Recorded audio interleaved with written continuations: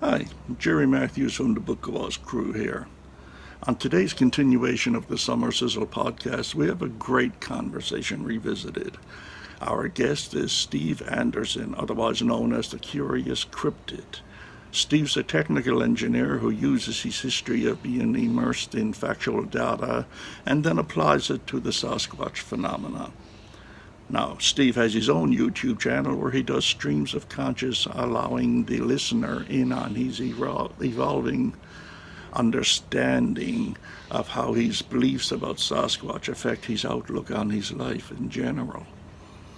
They are very eloquent observations, and I found them a soothing joy to listen to. I will supply you with the link to his channel in the notes section of this podcast.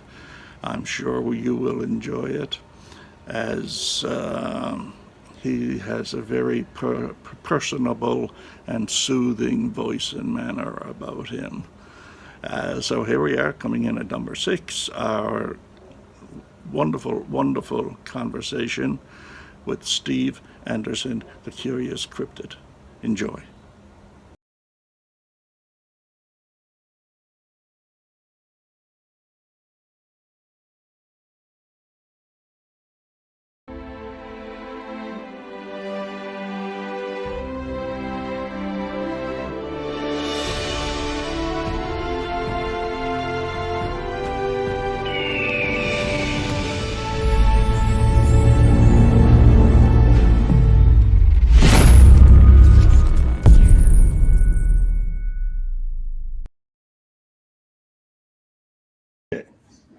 Okay, folks, I think we got a great show for you tonight. We got a very interesting chap as our guest, and we've been looking forward to talking to him for quite a while now. His name is Steve, and he's a software engineer, but there's much more to him than that. He's a person whose outlook on the world is deeply steeped in the scientific methods of the acquiring and evaluation of facts. And you'll learn what I mean by that later on as the show goes on. And, it's also with the use of these methods that he explores the talking points of the Sasquatch world, not just as an enthusiast or a researcher, but as a seeker of the truth by following in whatever direction those truths may lead. That's my definition of a true seeker anyway. What's more about this gentleman, he has the singular gift of being able to express his findings in an elegant and concise manner. No pressure, Steve. May I introduce to you, the Book Buzz crew listeners, to Steve, the Curious Cryptic. Welcome aboard, Steve. It's good to have you. Thanks. Good to be here. Excellent. I've never really met you before. Now, I've seen you on other programs in the past, different podcasts, but I think I was only on one at the same time you were, and that was Pat's Squatch Talk show. That was many months ago. But I've been wanting to meet you, and this is absolutely fabulous. Now I know the subject of Sasquatch is a vast subject, so where does one jump in on this? I was thinking maybe we could start off with a lesson on skepticism, which I don't think there's enough of in this world. For example, I know from watching your videos that you have been to the Bigfoot tree. Now, the Bigfoot tree, what can be some basic lessons that we can learn from that mystery? I know Brent went into great detail about his research in the past on the Bigfoot tree, but I also know you were there somewhat recently with Brent, I believe, and you videoed the Bigfoot tree. Could you tell us a little bit about the Bigfoot tree and what lessons might be learned from the study of such a thing? Well, sure. From a forestry standpoint and geological standpoint, I think it's one of the most interesting trees probably on the planet. It's growing on an old riverbed, glacial riverbed, and it's got a lot of large stones in the ground around where it grows, and its roots are entwined into that. And when the wind blows, it shifts and moves, and you hear thumping and grinding and all sorts of noises. And if you had a light object like a tennis ball on the ground around the base of that tree, sometimes when it's going, those balls will actually start bouncing around on the ground, so much from it. There is a little bit of question as to exactly where the sounds come from and exactly how they're generated, and it's probably more than one mechanism involved. Brent described a branch about 60 feet up in the tree that is grown from one side of the tree into the other. It's a forked tree, so it's a tuning fork sort of tree. And he's fairly convinced that most of the thumping sounds are coming from that sliding back and forth. And I've got to agree, at least some probably do. But when I was sitting there for 5 or 6 hours one day listening to what's going on around there, I found at least 2 other trees that do basically the same thing, and they don't have the tuning fork, and they don't have the branch stuck through them growing up higher up. So I'm thinking that a lot of the sounds come from underneath the ground, and I've got a test that I want to do to try to figure that out. Basically, clipping microphones onto the tree, low down to the ground and high up, and looking at when a sound happens, looking at which microphones are getting triggered first. Is the sound coming from the top of the tree going down or the bottom of the tree going up? Steve, could you just quickly review why this tree became a tree of interest in the first place? Well, there's a story around it that I was introduced to the story by Brent. But the story surrounding the tree is there's a Bigfoot community myth that there's a Bigfoot living in a cave under the tree, and that's what the thumping is. And this was carried on for a while. Now this is right next to a public campground, and the people apparently charged money for a Bigfoot gathering at this free public campground, and would bring them up to the Bigfoot tree to visit the big guy living under the tree. Now, the funny thing is, if it was too windy and the tree was thumping too much, possibly in fear of someone figuring out what was going on, the story would always be, "Oh, he's mad, he's angry at us, we better leave right now. Can't let people see what's going on for too long." And where is this tree located, Steve? It's something that Brent didn't give to me until I was basically near there. It's in the hills up above Darrington. It's about an hour's drive from Darrington. What And in Washington? It's in Washington State. It's on the Cascade River. Okay. It's not a big secret because, I mean, in recent What's the name history, of the there's been a campground? lot of people going there to see that tree. It's a well-known spot. Yeah. I'm struggling to remember the name of the campground, actually. I can look it up here. That's all right. But you go into Marble Mount, and at Marble Mount you turn south and go down along the Cascade River. Google Maps is not showing me the road. It's because it's cloaked with the UFO Sasquatch. Yeah, you don't want to buck those guys. Yeah, the Starfleet UFOs. Cross-border Sasquatches. Yeah. Yeah. But yeah, I mean, it's a pretty well-known legend. I certainly hadn't heard of it, but I'd been out of the community for a very long time when that story started to evolve. And I'm just kind of respecting the fact that Brent was kind of handling it as a don't tell everyone where it is. A lot of people already know for sure. Oh yeah. Well, From what I gather, we'll keep the campground name confidential for now. Then, yeah, if he yeah, wants but to from kind what of I, keep from it what low key, yeah.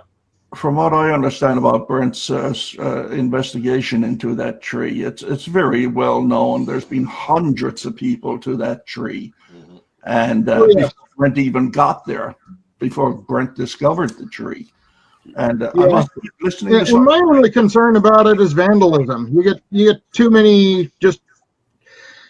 Honestly, my experience is if people are what they leave behind, people are trash.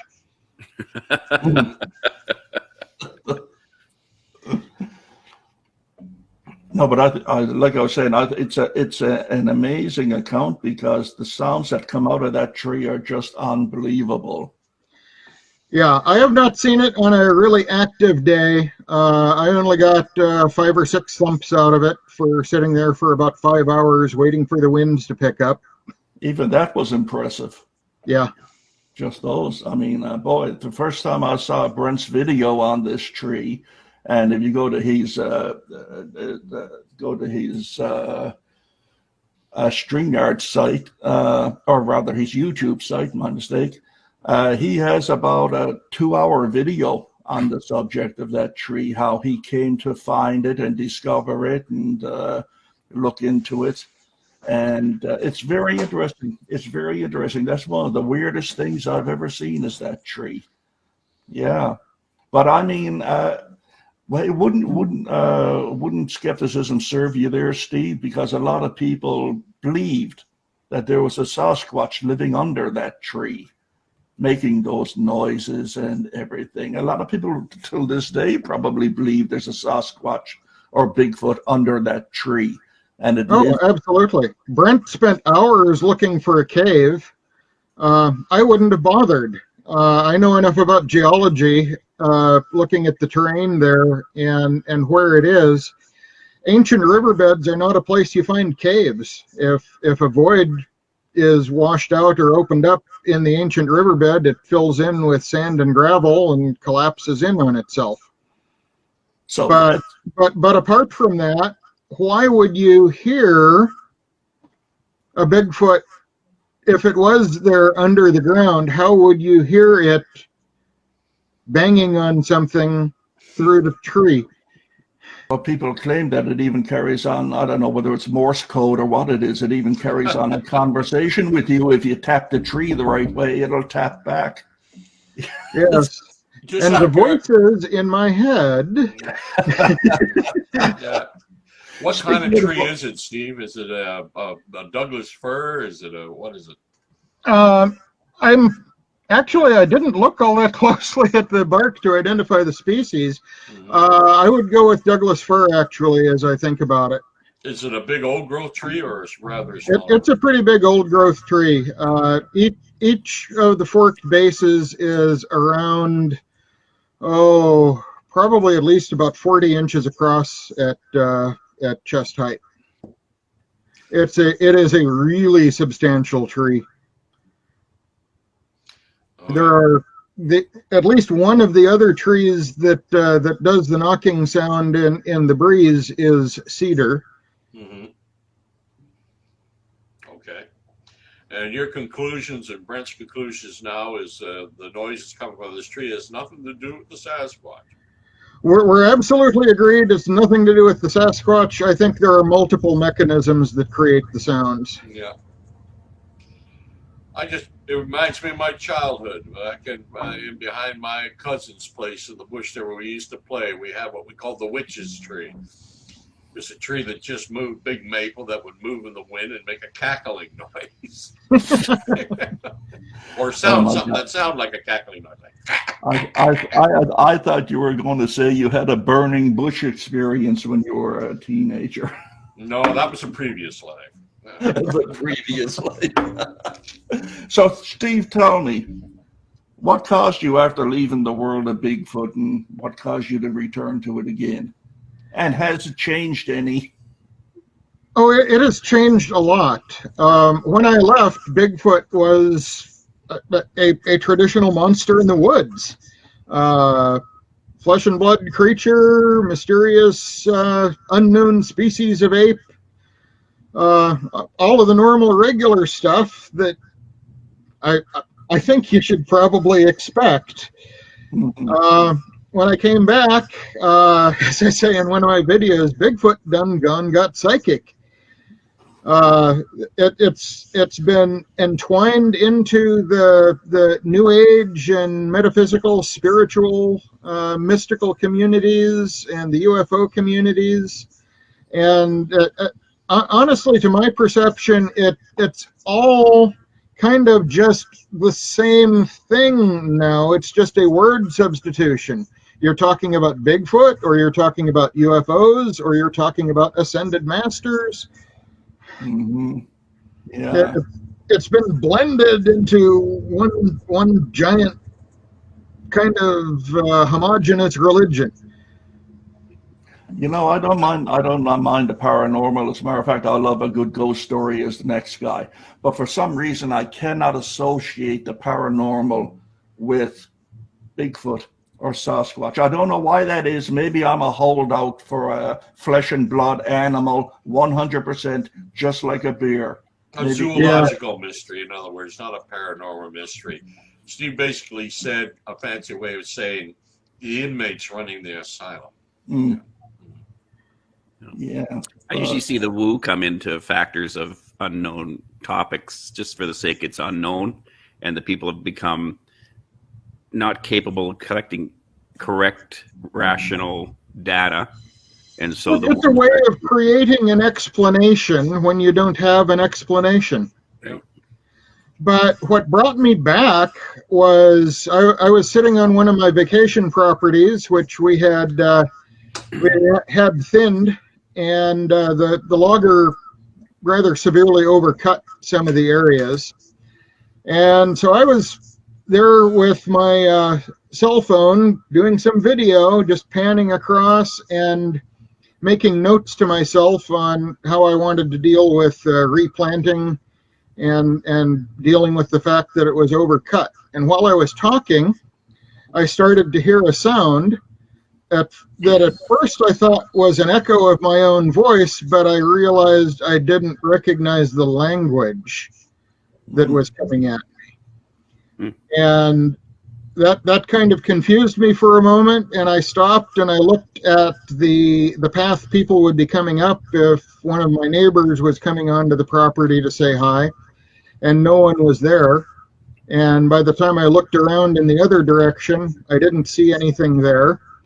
But I had this sound, I couldn't quite make out the words, but I'd swear it sounded a bit like Inuit or maybe Salish.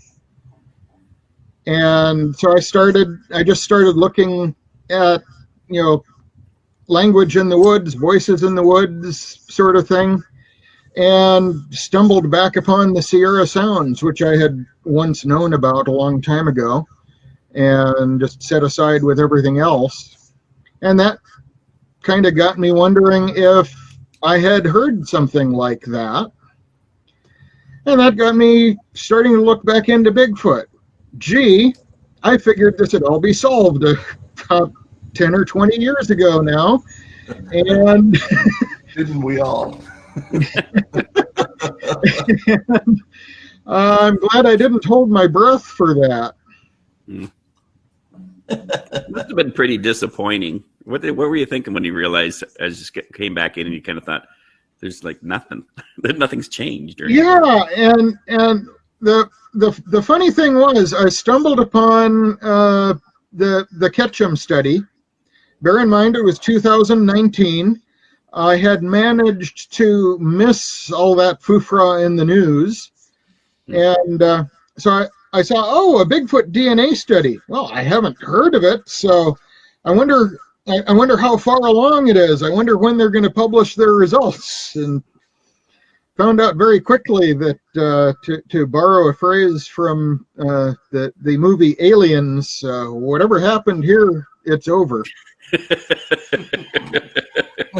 Nothing to see here, folks. Go home. Come on. And but I kept running into these references where there were a few people who would keep referring back to the Sasquatch Genome Project as proof there was Bigfoot and as proof of the Nephilim. So now you know who I'm talking about.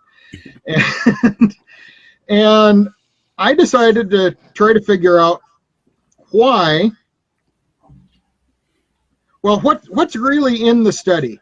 Because I understand it was panned pretty thoroughly, but I also understand that the press, ever since the psychic powers stuff back in the 70s, the press doesn't take anything strange and paranormalish very well at all. And I figured, okay, so maybe there's overreaction, and maybe there really is something in there. So I dug deeply down into it, reading all the way through it, trying to understand the chemistry, trying to understand all the things that went wrong. I drew upon some friends of mine. I'm a consulting software engineer with an EE background. I have friends who worked on the first Sanger sequencers. And so I asked them about the projects that they worked on, and they told me about the chemistry and the electronics. And I got to learn a lot about how that works. And I got to the point where I couldn't learn any more. I was running into pretty much dead ends, and I sent an email to Dr. Meldrum the Saturday before Christmas in 2019, or the Friday before Christmas. And Saturday morning, I woke up and I heard my phone blip, and I had an email from Meldrum. Wow. Saying, have a look at these papers. And that led me to Dr. Haskell Hart. And from Dr. Hart, I started to learn about how to access the DNA databases that are online from the National Institutes of Health, and how to do alignment studies, and reading through his blog and duplicating all of the work that he did to understand how to do that. That's one thing that science does. Someone's done this, so you look at what they did, you look at how they did it, and then you repeat it yourself to see that you get the same results. That's something that I have seen this many people in the Bigfoot world do. And it's so important, it's worth mentioning twice. That's a lot. That's a whole lot. That's a lot of people. Yeah. That many? Holy smokes. Have you ever had an encounter yourself, Steve, or possible encounter of some kind? I believe so, on 2 occasions, maybe 3. 2 are in the Salton Basin area. They were very close to the same area. And the reason I say yes on one is I was sitting in a car. I'd gone out there to go stargazing. It was a new moon night. It was dark enough you couldn't see your hand in front of your face.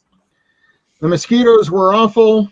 We had retreated back into the car. Our eyes were still adjusting to the dome light being on. There was a grunt. The back end of the car got pushed, and something brushed past the car, walked onto the road, and then I could hear it stomp down the road on 2 feet, deeper into the forest. Later that evening, and this was 1986, so no, I don't have any pictures on my cell phone, because there weren't even cell phones then.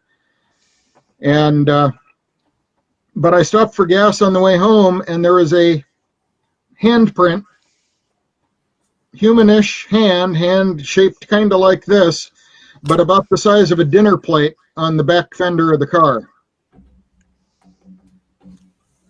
You know, I recall listening to one of your audio essays, and I think you were talking or making reference to survivors of past encounters, and you spoke about dreams.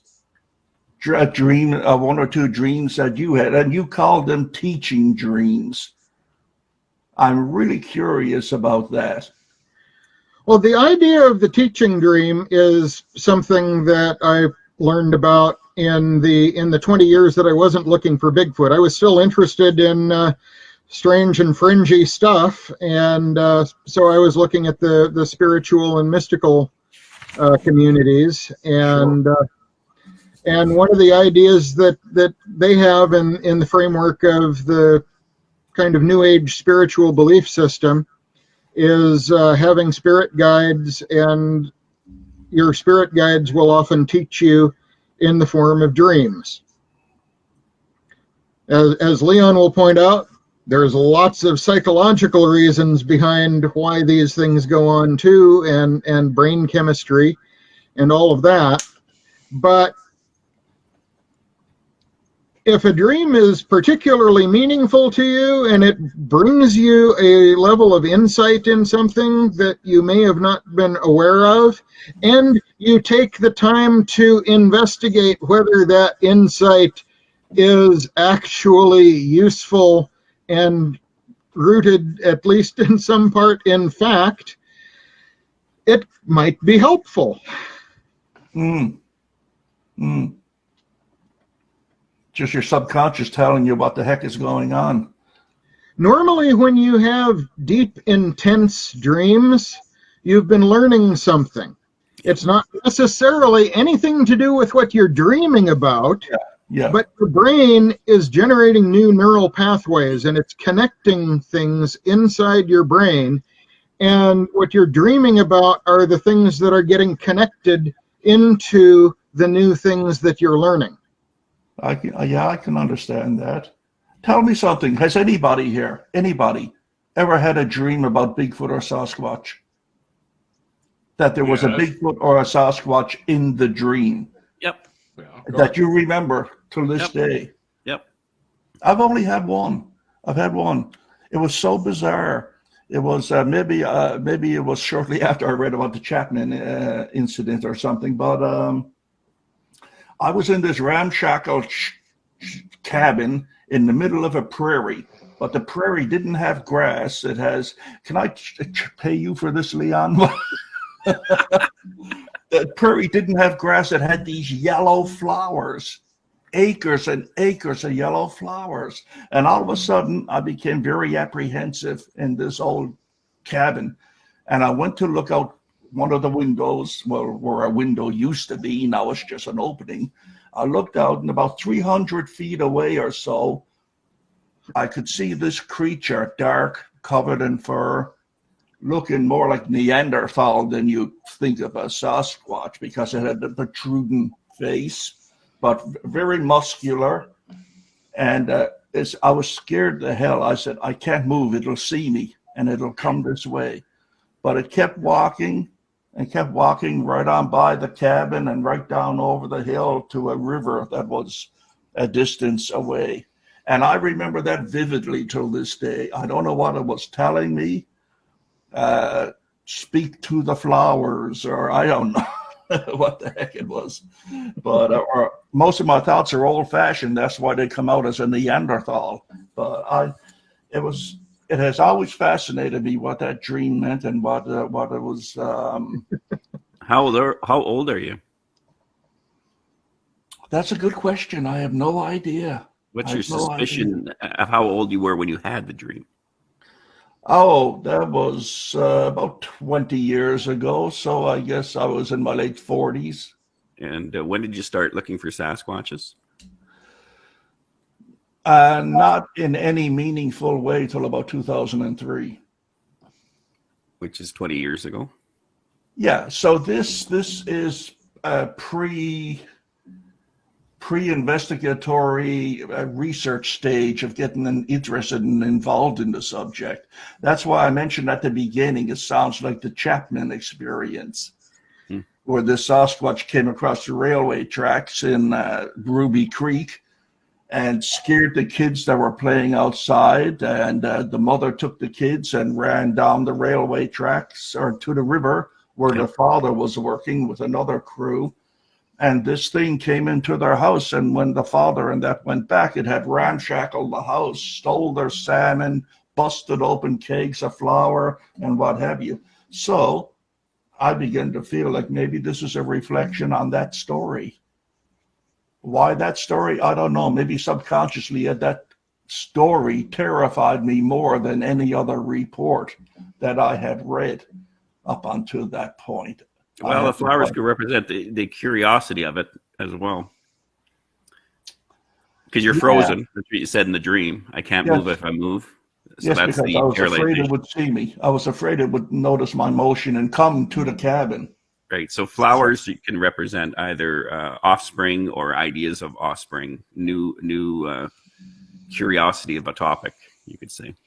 And, were they dandelions, or what kind of flowers were they? No, they were petal. They had petals on them. No specific kind of flower. I say the closest would probably be a tulip or a rose type flower with those kinds of petals. Buttercups? Bigger. Okay. Yes, buttercups are very close, yes, but they were bigger. Say they were about, I don't know, about the bottom of a Coke bottle or a Coke can size. So they were big. Yeah. One of the skills I've developed over time is to try to have a trigger that will help me to realize that I am dreaming, and not to wake up, but to become conscious within the dream, and even lucidly take control of elements of the dream. See, I agree with that, because I've always dreamed in color, and I've always dreamed in my dreams, no matter what it's about, no matter how terrifying it is, I always know, as you say, you got the lever. You can just say before you open that closet door where the monster is, no, don't open that closet door. Let's go down the hall this way instead. And that's where my dream would go. Okay. You'll get a kick out of this. This is my last Bigfoot dream. This was about a year and a half ago now.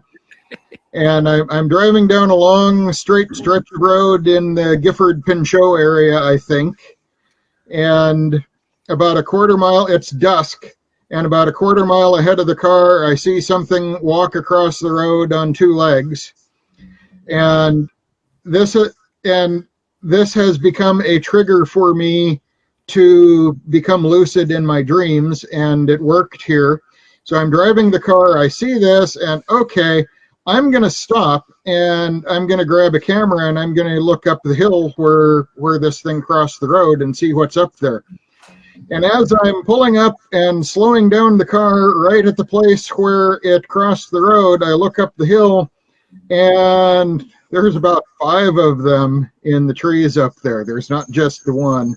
And then I start to think about whether or not stopping and getting out with a camera is a really good idea. And then I wake up. Still leaving you in a quandary. To be continued next month sometime. Yeah. Get out of the car or not. So Steve, just maybe taking you on a different direction here. One of the things that I like about your channel, which is different than most other channels out there, is your essays. And I think, and I, in the pre-show I had mentioned that, I don't always agree with your conclusions, but you stated it in effect that you have a defendable position. So if I was to attack the argument, I would expect a logical rebuttal. And I like that when somebody's doing an essay. Could you just sort of explain to the audience the process of how you come up with the idea for your essay, how you do the research for it, and then how you finally present it? Because I think what you do there is unique and important. Mm-hmm. Well, let's use the dreams one. There were a number of people, there are several accounts I've heard of where people have dreams after an encounter. That's kind of understandable, because it was probably a life-changing experience on some level, if nothing else than in realizing that maybe they're not actually the top of the food chain. And there were 2 individuals in particular who were having difficulty with dreams and nightmares following their encounter, but for whom I had a lot of details, moment by moment details about how their encounter went, in part thanks to Leon interviewing them. And I was realizing in my thinking that there was nothing particularly aggressive about the actions of the creatures in either of these encounters. Yet these encounters were tremendously stressful to the individuals involved, and they had difficulty sleeping, they had nightmares, they'd wake up in cold sweats. And so I dug back into what I'd learned about teaching dreams, and went into a few psychology sites that talk about dreams and why we have intense dreams, and that's the brain building neural pathways and things like that. You dream a lot when you're a kid. You might not dream as vividly or as often as you grow up because your brain is not building so many new pathways all the time. But I arrange these, I think about what I want to say, I outline it, I usually find myself rearranging it 2 or 3 times before I start recording it. And so that's why I like that better than just jumping on a camera and doing a live recording with a completely ad hoc thing, because I find that I'm able to arrange things in a more logical way once I get all the content down, and then, no, I want to say this before I say that, and no, I want to add something here before I say this other thing. And I also noticed, Steve, that flows better. Yeah, I also noticed, because you and I connected up fairly early when you got back onto the scene, I think, or fairly early.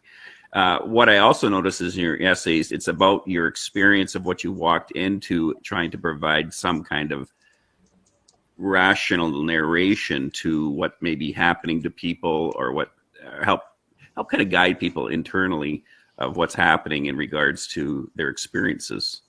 And so some of the ones that you did, which was when you talked about Dunning-Kruger effect and mind games, and also about there's that one brilliant one when you mentioned about Everest. You want to share that a little bit?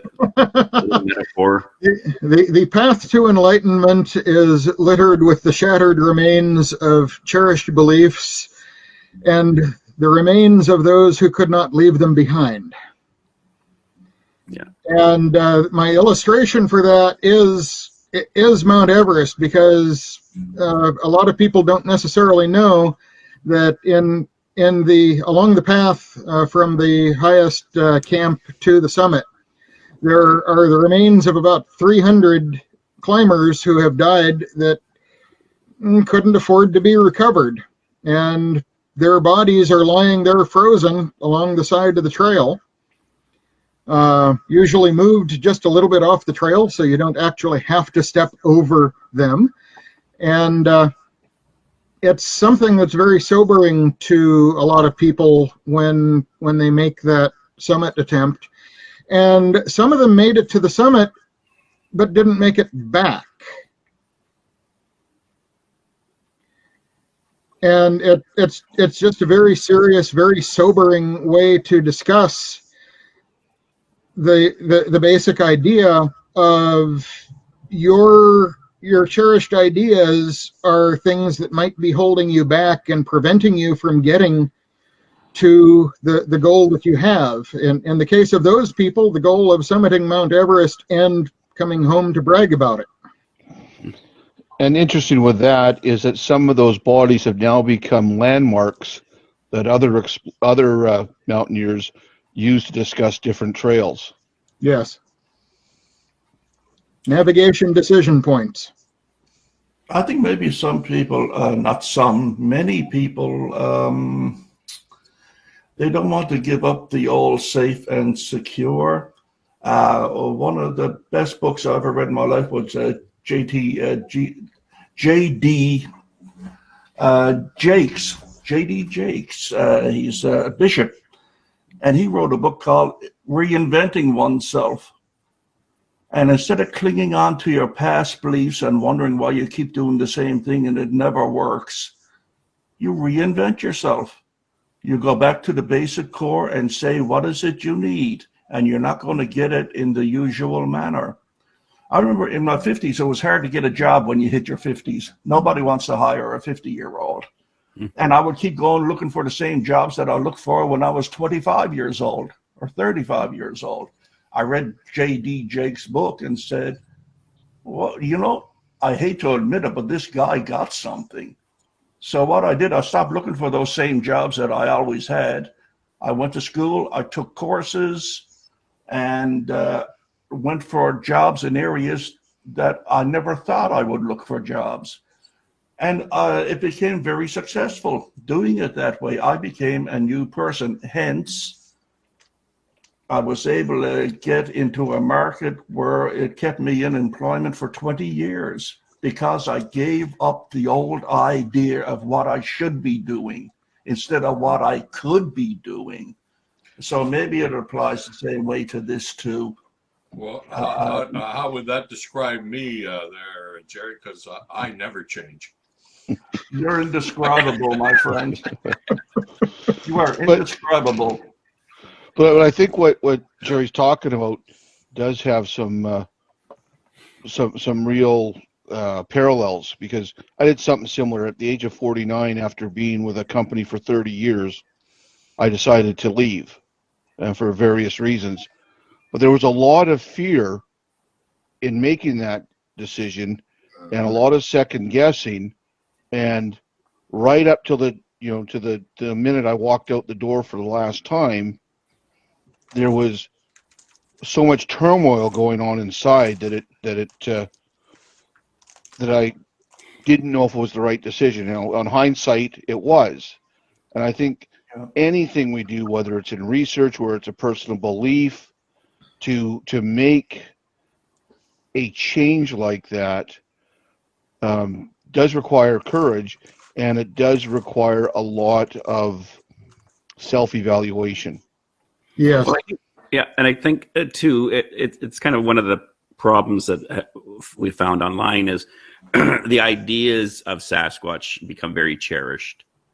And then once you realize the ideas actually aren't really accomplishing where you would like to go as somebody who's searching for a Sasquatch, you have to wrestle with that. And not only that, you have to, in a way, not that you're betraying other people, but they will you feel in a way that they're going to sense that you're betraying them because you no longer can believe what they believed before. Thus, if I stay here, I become anemic and I will die, or I will be fooling myself, and I'm aware I will be fooling myself. So I must move forward. And I think that analogy that Steve says there, every time I hear it, well, especially in that one essay where you actually really kind of stretch that idea out a bit. Yeah, it's not just the topic of Sasquatch, it's about anything in your life. Absolutely. And I'm willing to bet that in the people I'm seeing on the screen right here, all of you spend at least some time, at least a couple times throughout the year, and probably a lot more, just being introspective, looking at where things are, what you want to do, and how you might get to some place you want to be that you can't get to right now. A friend of mine who does that too, and frankly, everyone I know who's not stuck in some sort of circular belief system, circular argument belief system, does a lot of introspection. But a friend of mine was talking to his brother once, and he asked his brother, when you sit back and you look at where you are in life and you reconsider decisions you've made along the way and try to figure out what you want to do to change things so that things can be better for you. And his brother says, nope, don't do that. Must be nice. I don't know. His brother died about 6 months later, and his brother was living at home with mom and dad until he was 47 and died of a heart attack. Wow. People aren't going to adapt and change because people hate to adapt and change. I've got no problem believing that something paranormal took place at the same time there was a Sasquatch sighting. I have a hard time believing that each was related to the other. But I mean, you know, I'm willing to give paranormal its due. Not so much the woo aspect, but I mean, ghosts and other disturbances. I'm willing to give it its due and say, yes, in their own place, I believe these things happen. I believe in ghosts. I believe, you know, I think animals have it over us in their unification with the universe around us. I think animals have it way over us. Our dogs and cats have more of an understanding about what's going on in the world than we do, and they have it on an instinctive level. I've seen. I think they may just have less of a concern. Well, exactly. That's it. They have don't less. overthink They don't everything. just give a damn. They just don't give a damn. I'm living my life every day, you know, and I'm not going to worry about the big plan of the universe because I'm living it, you know.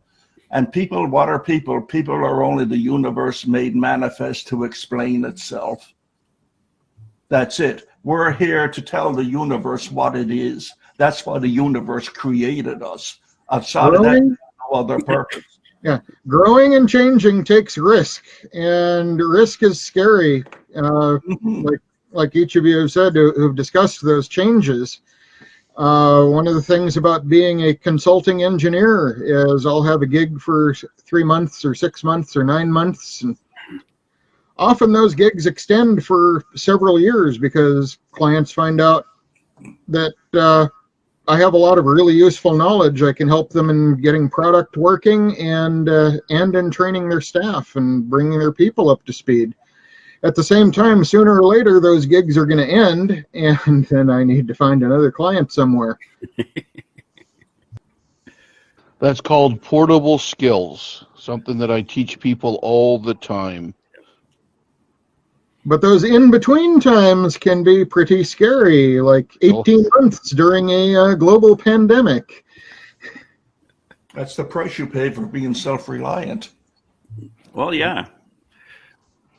Tell me, Steve, in looking back at some of your essays you've done in the past, have you ever looked back and found out more things and thought maybe my conclusion was premature, or do you still basically stand by them? I think I pretty much stand by everything that I've put out so far. Mm-hmm. There are about 5 that I have in the pipe that I'm kind of working on, and the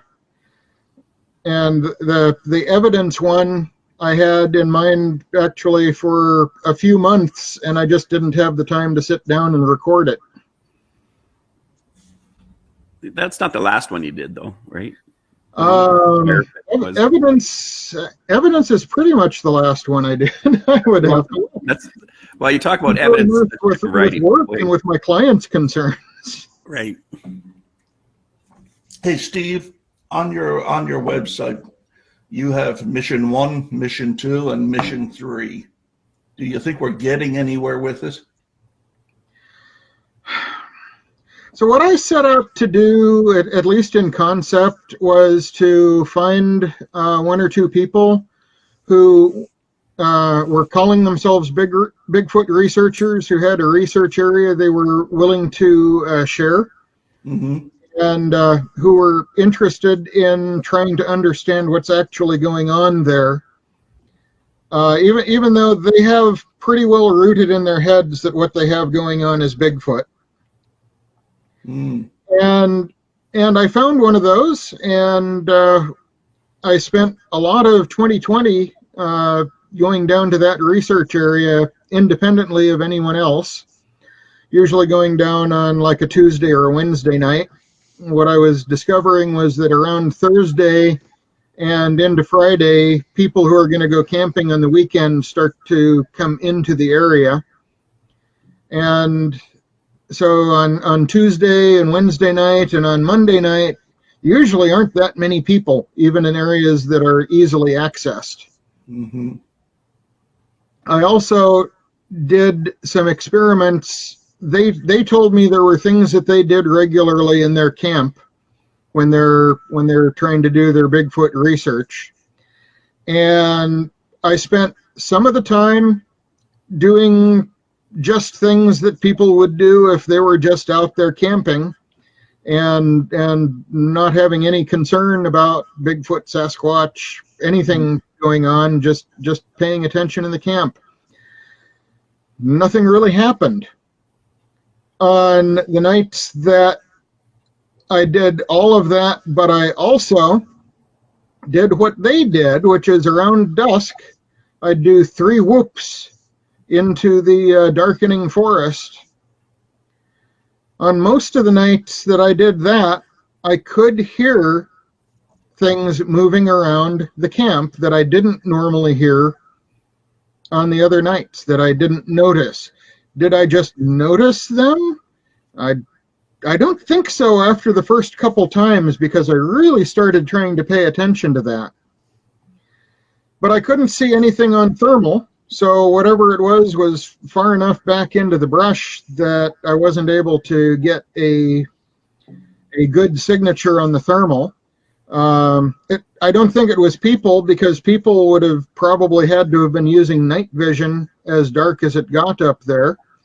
And I have cameras where I could see if someone was using night vision out in the woods. But I did do experiments to see how well my thermal imager would work and how much information I could get out of it. For example, I'd park the car next to some fairly thick brush on the road where there was a game trail. I'd go back into the game trail, and then I'd come back towards the car with the thermal imager and see how long it took before I started seeing a good signature from that hot engine of that car running for an hour and a half driving down to the research area, to get an idea of what sort of a view I'd really have to have, and just an understanding of how the equipment works and how well it works and where it doesn't work. And that's another thing that I don't see a lot of people really trying to do, is experiment with their imaging equipment, whether it's thermal or night vision or anything else, and get to know how their cameras work and how to use it. I think a lot of people, they have that concept. If you buy the equipment, they will come, the Sasquatch. I will never use the equipment. I'll never test the equipment. I'll never get to know my equipment. I won't learn about other ways of using it. Like the idea when you say you put your audios out, especially at nighttime, so you can get a triangulation of the direction of where the sound's coming from through the audios that you have. And people just don't seem to think very deeply a lot of times that are online looking for Sasquatches, and nor do they share good deep insights regarding how to investigate stuff looking for Sasquatch. So, well, it's all arcane secrets. If I share too much, someone else might discover it first. Yes, heaven forbid. Well, yeah, I'd rather have someone not open their mouth and spew a lot of stuff that they don't have any backing for in the way of evidence. I always thought, if you come across something really interesting, hey, if you don't think you're going to be able to convince anybody with just the facts of the matter, of your evidence, keep it to yourself. It's better to keep it to yourself than put it out there and have people not take you seriously because you were poorly prepared or whatever. So, I can understand why some people don't reveal everything they know. They think, well, if I'm going to do this, I'm going to do it right. And when I release my information, I'm going to have the background, I'm going to have the proof and corroborating evidence and everything to go with it. But that's just me, Yeah. If it's just attention you want, there are dozens of channels out there that just tell Sasquatch stories. They tell stories and encounter stories, and they tell research stories, but their use of the word research is pretty flimsy. Yeah, liberal. Liberal, yes, that's a good word for it. Liberal. That's a polite word for it. Thomas, did you ever get that flare going? The camera? No, I'm still. I got to admit, this winter I haven't looked into too much. We need the control board, and we need a certain cable, and finding them in Canada is almost impossible, and crossing the border now is next to impossible. Yeah, and it doesn't help when the company that manufactures these things don't want to bother talking to their customers. Yeah, it doesn't help either. Yeah.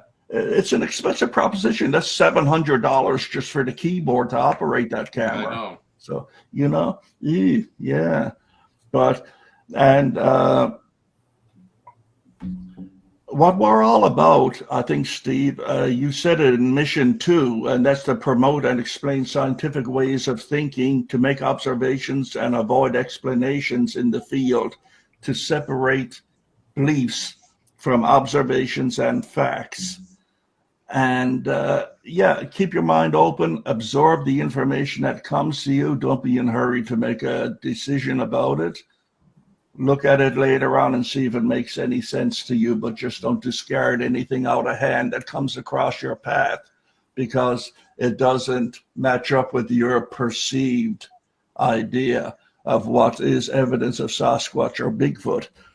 Boy, that was a long way of saying, A fairly short way to say it is to focus on the who, what, where, when, and leave why and how for later. I was going to say why and how, yeah. Because why and how require conclusions, and to convey why or how to another person requires a shared level of understanding so that you both know what you're talking about. Yes. Yeah, and I think definitions are not very readily defined when I'm talking to people online. They think they know what you're talking about. They have no idea what you're talking about. So foundationally, you've got history of, like, again, with just looking at tracks and how many people just look at stuff and they post their videos. I'm just thinking, oh my gosh, you guys, honestly, just spend 1 year sniffing out tracks. You'll be able to recognize that these are definitely not anything to do with Sasquatch. So, but I don't know. I wish I'm happy things are shifting a little bit online. We got a long way to go yet, or else we're going to just keep walking in circles we've been doing if we don't start thinking out of the box. And I think one of the things I appreciate about Steve, which I've told him a couple of times, when I've walked into the madness or had a week of madness online, and I deal with madness at work, I sometimes it's nice just to fall asleep to his soothing narration of sanity, logical thinking, to keep my neural net pathway from wanting to go break into shattering a million pieces. So, you mean his tendency to stick to the facts and not deviate from the facts? Yeah, the short thing that I thought he was going to say there a second ago, Thomas, as Thomas would say, just stick to the facts, but know what the facts are that you're looking at regards to interpreting evidence instead of projecting onto the evidence an idea. So, well, another thing I've said is we all know that what we believe is true. Yes, absolutely. Yeah, that's how wars get started. Yeah. Yep. Absolutely. I don't think you should have told him that his essays put you to sleep, Leon. Oh, did I say that out loud? I did. I'll listen. I've listened to him like 10 times. Like I listened to one, I think 5 times in a row, just because I could absorb how his thought process is. So my neural net pathway gets tuned into that kind of frequency of when I'm analyzing things, and that's what we're missing. We have very sloppy, lazy thinking. Heaven forbid you have to look at something and go back into an area 10 times, which you should, because every time you go there, it'll be a different eye. You'll have a different eyes, and your subconscious has a chance to process your first event. So instead of going back there, and there's been times when, and you guys have had this happen, when you've been in areas where it just gives you the willies. You have no idea why it gives you in the willies. And then other times you go back to the same area, well, the willies aren't there at all. But other areas, well, it was Bigfoot, obviously. Yeah, well, it could be. They might be zapping you or mind speaking you or something like that. But there's other areas that I walk into that I have here. There's 3 specifically. One specifically in my head I'm thinking of, that every time I go in there, I just get freaked right out. Never seen anything. Never seen any tracks. Let's go there this summer. What's that? Cool. Let's go there this summer. Yeah, well, that's what you have to do, right? Like, and I don't know, that's the curious part about it. I'm who is it? For me, it's the northern slope of Mount Adams. Is that right? That's a weird area. It just has a strange feel to it. Yeah, I don't know what it is too. It's like you're being watched. You know, you hear that all the time with people and that. And Well, Leon, whenever you're in the bush, you are always being watched. Yeah, but I mean, I'm not going to be terrified of being watched by a squirrel or a rabbit, unless it's one of the Monty Python ones, of course, from the Holy Grail. But that's a little Squirrels different. can be pretty scary at night. Oh yeah, they can make big noise. So. I love the ideas you might put forward yourself, Steve, that you're not going to have a long conversation with an idiot or something like that. But I mean, by the same token, it's I feel that you shouldn't do people's work for them either. If they have a question about something, tell them to do the same thing you had to do. Go look it up. Go find it. If it's not I agree with that very much. Teach them to fish, not give them a fish. Absolutely. If it's that important to them, they'll go and dig up the information on their own. They just won't sit there and say, "Oh, why do you say that?" Yeah. Well, because I've learned over time that is the truth. That's why I say that. And that's something very much missing in Sasquatch world or Bigfoot world still. It's the premise of why this book was and all of it was created, was to inform the newcomers, the people who fall into the pit traps and rabbit holes and what you have out there, and just give them some pointers in how to avoid it. I'm not going to do your homework for you, but I will give you pointers on how to make it a lot easier to accomplish, And that's what this is all about. This the Bookwas Club, West Coast Sasquatch, everything. It's all about the newcomer, or the newbie, or the not just young, but of any age. You're never that old that you can't learn or look at something differently. And that's where we came from, and that's where we're going. And we try to avoid the occult of the personality and all the rest of the mind games that are out there. We like to deal with logic and a degree of passion, and telling it like it is, reality. And I think the other thing that we want to do is, if we do as a group, let's face it, we're all a little older in the tooth, and it can be said that our generation of researchers have failed. I mean, there's no and the original Four Horsemen, that they've brought it forward, but I mean, we've all failed, because Sasquatch, Bigfoot, we don't know anything more about it. We don't even know if it exists. And I think part of what we're trying to do is give the next generation some tools to take what we did, discard the stuff that was just garbage, discard the stuff that was just tribal knowledge, for want of a better word. Go to the scientific method, improve what we did, don't do the same mistakes we did, and maybe 20, 30 years they'll be teaching the next generation how to improve. But right now, we don't want them coming in, learning the garbage and doing the old garbage in, garbage out system. Well, to some extent, there's a lot of value in making some of those mistakes yourself, because as I've described in one of my essays, I've been doing, for example, avionics, safety electronics for the cockpit of commercial airplanes for 40 years. And I can't just teleport that knowledge into your brain and make you an expert in that field. To do that sort of thing, you have to do a lot of learning to build the right foundations, to build the framework, so that we could even communicate meaningfully talking about software and avionics. Yep. But as far as Bigfoot and things like that go, there's a lot of value in experimenting, but in learning how to figure out when something is working or not working.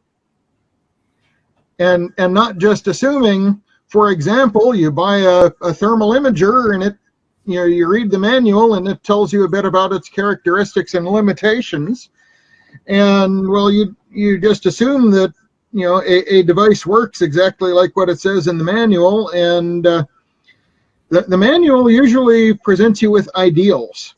And that's why there's a lot of value in going out and experimenting with the equipment you have, because it doesn't always work in the field quite the same way they say it does in the book or the YouTube video telling you how to use it. And that was my point exactly, because we've been doing basically the same thing with some variation, but basically the same thing for decades, and it hasn't really progressed the field at all. And if we keep doing the same thing over and over, we should expect the same results. Let me ask a question. Have you been looking for Bigfoot? No, I look for Sasquatch. Sasquatch. Okay. Have you been It's an looking for inside joke Sasquatch? about the Canadian versus US. Well, actually, I tend to use those terms differently with better discipline myself. For me, Sasquatch is the flesh and blood creature that lives out in the woods. Bigfoot is the spooky woo, mind-speaky psychic thing that stepped off a UFO into the woods and was dropped off by aliens. Bigfoot's everything else. That's a good way to put it, yeah. Yeah, Bigfoot is the Bigfoot world, Bigfoot community. Sasquatch is the creature itself, so you can divide But them. my question is, you've been looking for Sasquatch. Yeah. Yep. Yes. What I started doing when I started getting into this again a couple years ago was, okay, I'm going to figure out if there really does seem to be something out there that I can't figure out what it is and I can't really explain very easily. And I'm going to figure out what's actually out there. Mm-hmm. And maybe it's going to be Sasquatch and maybe not. And so far, it's not. But I do have a couple of mysteries that I want to keep following up on and pulling on those threads. Mm-hmm. The thing is that we've got nothing to lose in this game. There ain't one of us here that would lose sleep tomorrow or cry in their pillow if it was suddenly pronounced that Sasquatch never existed. It has been an error or a hoax from the very beginning. It never happened. Forget it, folks. None of us here would lose any sleep over that. I would have to throw away half of my T-shirts. Yeah, but what left the handprint on the fender of my car? Yeah, that's the question, Steve. I'm That's what I was stuck with that one. Exactly. But it wasn't Sasquatch, because Sasquatch doesn't exist. We've already proved that. That was Dogman that did it. It was Dogman. There you go. No, I agree, Steve. I mean, and sometimes it's funny what can happen. I use a story where I was up by Pink Mountain, which is just 148 miles up the Alaska Highway from Dawson Creek. Pink Mountain or Pig Mountain? Pink. Okay. As in the color. And you can look it up on Google Maps. It's a little town. Anyways, I was No, up you there. were just giving me a Douglas Adams moment there. And I had this sound, which I'd never. I've been hunting my whole life, and it sounded primate. And I looked at I'd never heard it before, and I did the whole search of the normal suspects. I started off with, different types of owls in the area, different animals, and then I said, okay, none of those sounds matched. Then I went outside and said, okay, well, these are other animals whose range aren't supposed to be here, but they can be close, so maybe they've come up in range. And I looked hard for a good year, and then off and on for the next little while, and I could never get anything that sounded close to it. And then I play a game called YouTube Roulette, where I'll just follow different YouTube videos, and I'll just click on different ones randomly just to see where I go. And I got one, and my computer crashed. I don't have the link anymore. But it was called something like 10 Sounds You Never Knew a Deer Made, or something like that. And it started off with, with Dick and, some other fallow deer, things like that. And then it came out with a sound from a white-tailed deer that matched, and this was, like I said, about 5 years later, that matched exactly that sound I'd heard. Now, I grew up mule deer hunting, black-tailed deer hunting, and moose hunting. I know in Pink Mountain they do have a whitetail population up there. And I would never in my life have guessed that that sound came out of a white-tailed deer. So that's part of what, when you're doing the research, is sometimes you're lucky. Like I just stumbled upon it. But when everyone says to me, "Oh, I know every sound a coyote makes," or "I know every sound a deer makes," they're full of excrement. Yeah. Mm-hmm. Yeah. Mm-hmm. I never knew deer growled. Yeah. Yeah. Yeah. Myself and Thomas have been witnesses to that when it comes to coyotes. Let's not even go there. Yeah. Hail sounds, yeah. Yeah. And Yeah, well, Brent and I were listening to that about a year ago, and it was very much the same calls as the Chehalis calls. Mhm. yeah, yeah. Location call.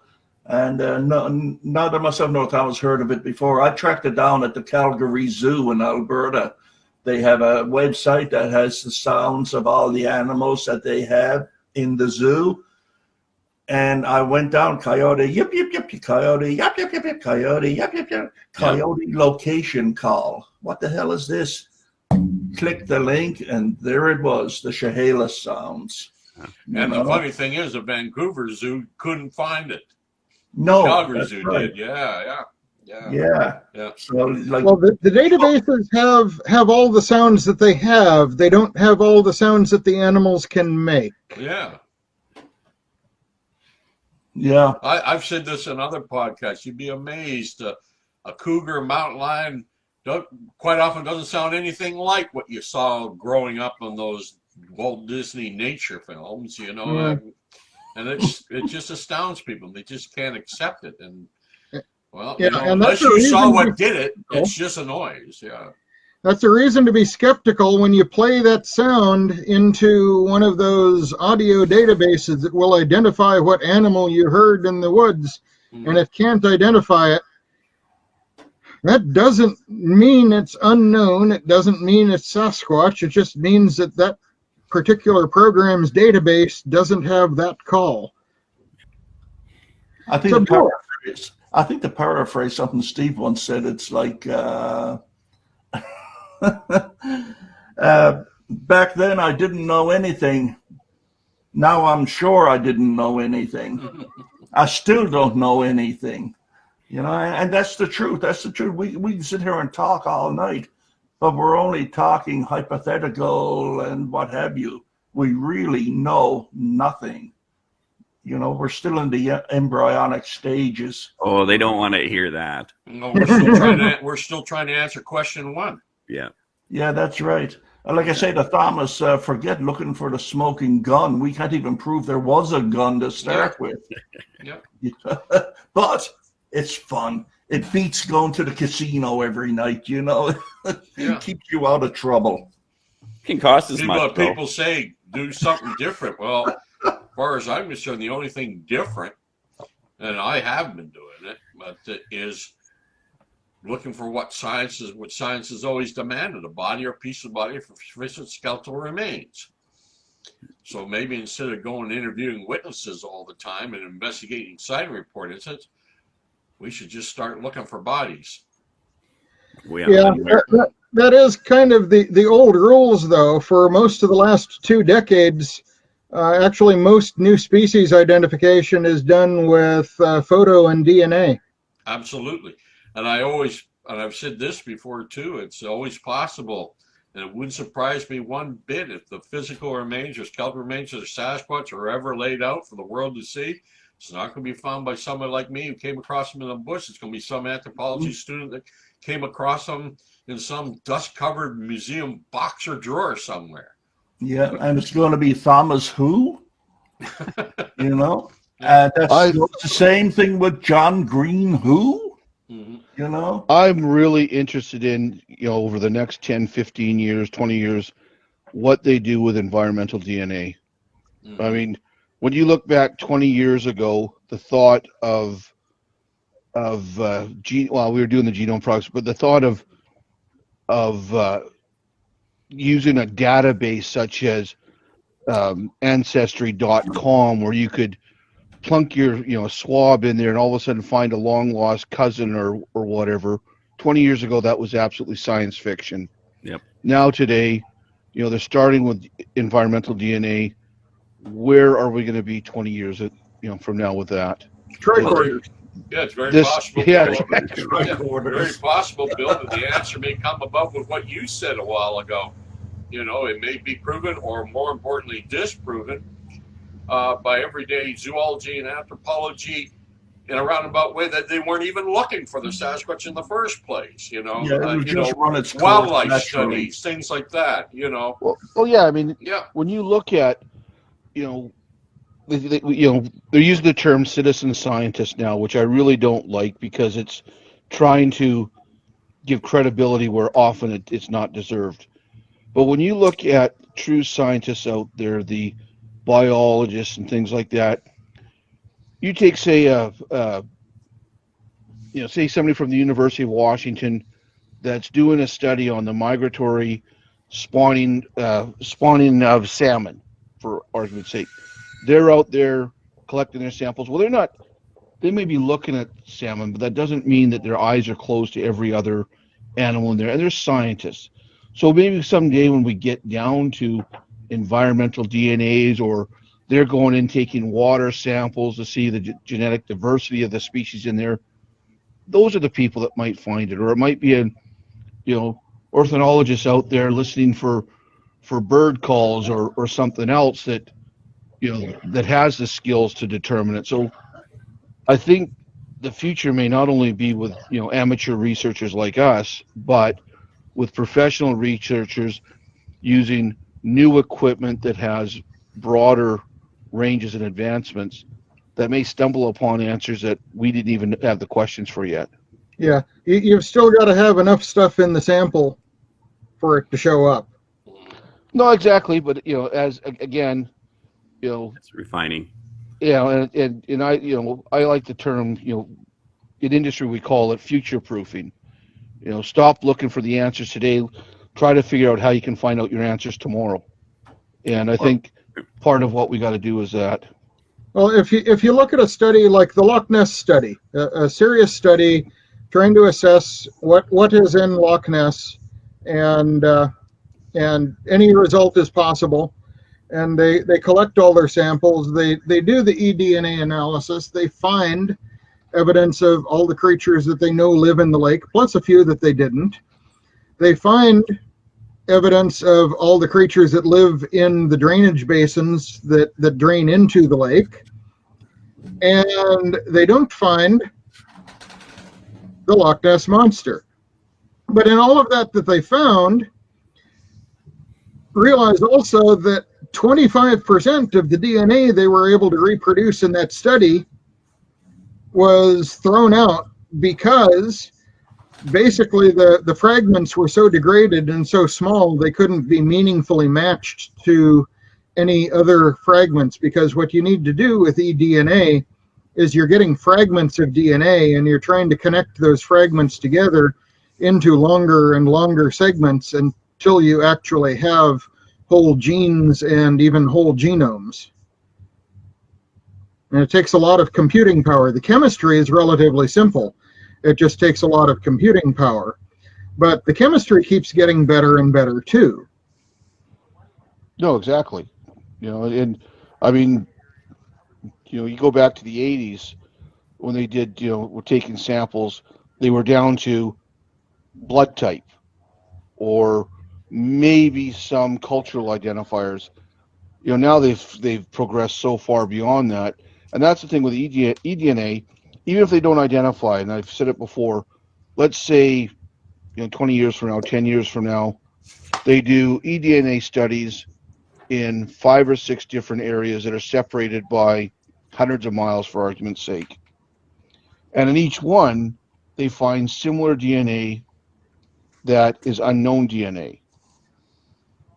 That then is a powerful argument that there's something out there that people just haven't identified.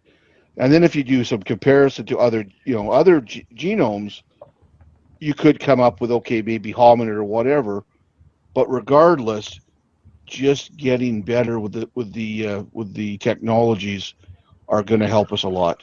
Well, here's what you're likely to expect.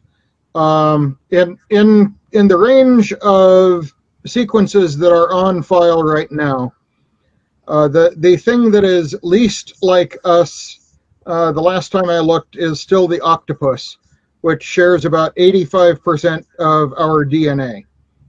So you are 85% like an octopus, and that's the most different thing on the planet. You're about 2% different from a chimpanzee. And the chimps are about the closest primate to us. If you're looking for something that has hands like this and that has feet like ours, it's probably going to land closer than 2% to where we are. You're going to know it's a primate. You're going to know pretty closely how it's related to us based on the phylogenetic tree that we have. You don't need to have a specimen that you took the DNA from to know what that DNA has come from. You do need the specimen or the picture. Excuse me. You do need that picture to tell you how long ago it was there. Exactly. And the converse. We can find DNA of Sasquatch, but we don't know if it's 20 days old or 20,000 years old.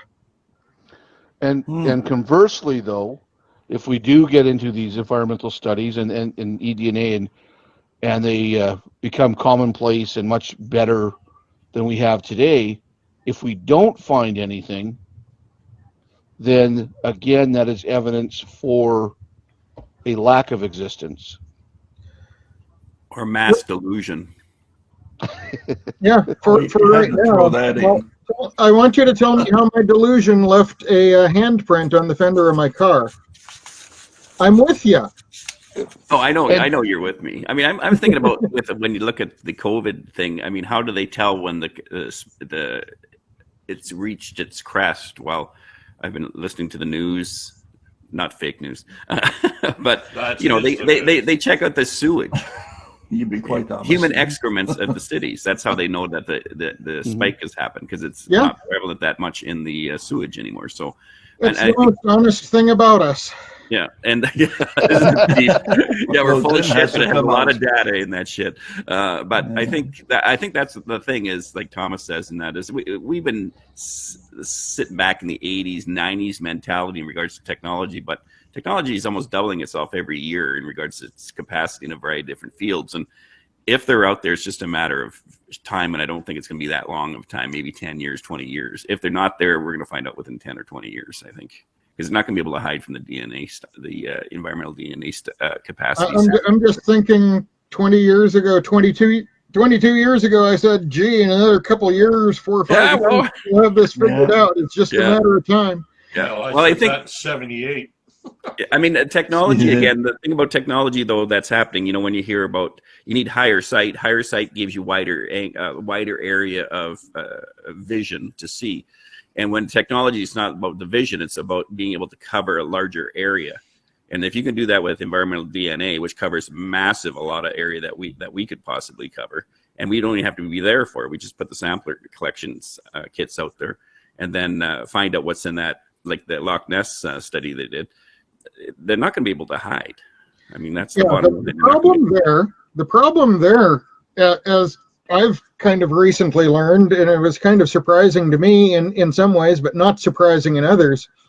The big problem there is actually ethics, because when you're doing an eDNA study, and you're probably in an area where there has been people. There's at least been one person who collected the sample, and when you're doing the alignment studies, as the DNA strands are being strung together by the computer, and you see things that are identifying as human DNA, you tend to stop following those studies unless you're specifically studying a human population.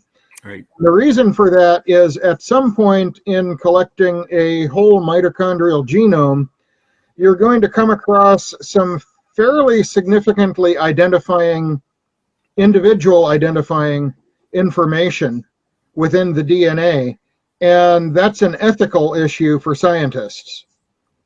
So if we are looking for a species identification in mitochondrial DNA, what we do know is it's not in the genes that we commonly look at to differentiate, say, people from chimpanzees, from deer, from elk, from bear. It's not in those genes. So as Dr. Meldrum says, it's like an advent calendar, but there's 1,000 windows, and we usually open just 2 windows to see what's there to identify the species. And those 2 windows don't seem to contain the differentiating information. Yeah, at the present time, yeah, but I think it's getting more sharper. No, those 2 windows don't and never will. We need to open other windows. Oh, what I'm saying, yes, yes, but yeah. Bigfoot bingo. Wow. Bigfoot. Cool. Yeah, but the further what you were saying about technology, yeah, I mean, I think that might be the saving grace in this case, because, I mean, I recall back in the 90s, they were saying that technology, every 18 months, what comes off the shelves in Tokyo and comes across the water to us in the way of TVs and laptops and any kind of electronics, shelf life 18 months. The thing you got for Christmas last December, it's already obsolete now. The second model is already out.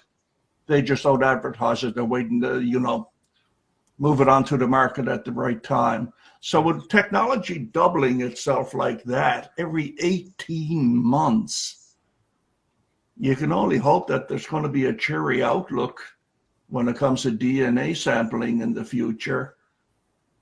Well, they weren't even thinking we were going to be this far with DNA compared to where we are when this back in the 80s and stuff. That's going to take forever for us to do it. And then, boy, once that started to fold over, and multiply itself by foldings, it's just went like crazy. So, what do you say to that, Thomas? Well, I've been hearing technology dumb, we should get an answer. I've been hearing that forever. Oh, you Nancy, negative Nancy. I've been hearing Debbie that. Downer. I've been pushing it along for all this time. I've been hearing it forever. Sour grapes. No, it's not sour grapes. It's the reality. We're still trying to answer question Yeah. 1. I'm still not going to hold my breath for it. Yeah. Well, I hope that happens, but wow, it hasn't. I mean, I remember going on a television show back in the early 80s, and I said, well, I think we'll have an answer in maybe 10, 15 years. I'm guessing, of course. I couldn't imagine we'd still be looking in 2022. Job security, man. Yeah. Job security. And I think the other thing that we've often missed is the interdisciplinary approach. I mean, how often have you heard when somebody's doing research, you hear from somebody else, well, you're not a boots on the ground guy. Well, you don't need to be. I mean, there's people out there that, like Leon, good in the woods, can, take a print, figure out, how the mechanism of energy happened or motion happened in that footprint, figure out what it is. But there's also people that can take a audio recording and have a background in audio. They may not be able to go out there. They may, physically can't get out there, but they can do the research into cleaning up audio. You have other people that can do it with video or photography. And I think sometimes the guys that actually, boots on the ground, they get arrogant in that that's the only thing that matters. And I think we really need to look at to be successful, it has to be multidisciplinary. And and the only way we're going to get forward, because you can't be an expert in absolutely everything. What did they say? Francis Bacon was the last guy that knew everything there was to know in Western science. Well, he's been dead a long time. Yeah. Well, I had a guy on Bigfoot forums come on to me saying, I don't know if you get out in the woods very often, but I get out 5 times a week. And I replied to him, yeah, I don't care if you go out 5 times a day. That doesn't tell me you're any good at what you're doing, So it's kind of irrelevant how often you're getting out there. It's what you do when you do go out there. And I guess that's why he has an extra star by his name or something. I don't know. Well, Steve, thanks for showing up tonight. Sure. I had one question, just for the fun of it. I've spoken to Leon quite a bit, Jerry at least once before, Thomas a couple times before. Bill, I've never met you before. You've had a chance to watch my essays, and you mentioned it. Where do we have our differences? Oh, just in some small things, in some definitions. Nothing major, just slightly different outlook on things. If we really want to discuss it, I have to go watch them again in a deeper detail. But no, there's nothing major. I think some of your definitions with evidence don't quite line up with mine. But if we were to have a debate, I'm sure, like I said, you have nice definable or defendable positions. So I don't think you're a nutball or way out. I'm not digging for differences. I'm trying to understand contrasts where you bring value and where we may bring different value. Yeah. We you do that at another time. If you want me to dig deep in a couple of your videos and discuss them, that would be absolutely fine with me. Yes, and come back here and do it. Well, I would actually, as I said, like we're now well into this program, and I think it's gone by really quickly. And I would hope, Steve, that you'd be open to coming back and chatting with us again, because I think all of us agree on the value of what you're doing. Oh, totally. Intelligent conversation, common sense, and a healthy dose of skepticism goes a long way. Yep. Yeah. That's why we love you, Steve. Like I said, there's no cult of personalities around here. We're all pretty well on the same page with anything, but we do have our disagreements at the same time. But we got our researcher, we got our mental health expert, we got our resident skeptic, and I'm just whatever I am.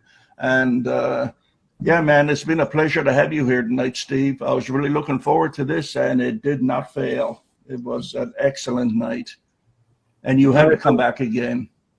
There that hasn't visited Steve's YouTube channel, I urge you to visit it.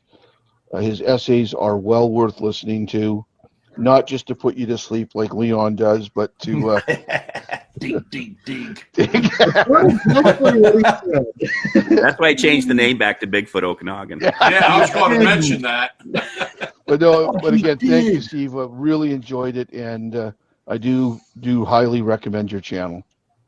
Yeah, and I'll put links on the info section of these podcasts and the YouTube channel podcast as well.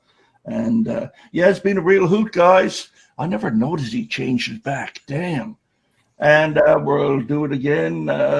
Hey, please, Steve, come back soon, man. It's been a very enlightening, entertaining hour and a half. And yeah, it's a pleasure to finally get a chance to talk to you, my friend, if I can call you that. And the rest of you guys, you know. Until the next time, folks, I hope you had a good time with tonight's show. Some surprises, a lot of insight, and a lot of fun at the same time, which is the way it should be. After all, hey, if it's not fun, why the heck are we doing it, right? Yep. You know. So we're Chronicles coming up in a couple of weeks, and Thomas is also doing a part 2 on that one as well that you'll be interested in noting. And that's it for tonight, guys. Keep searching.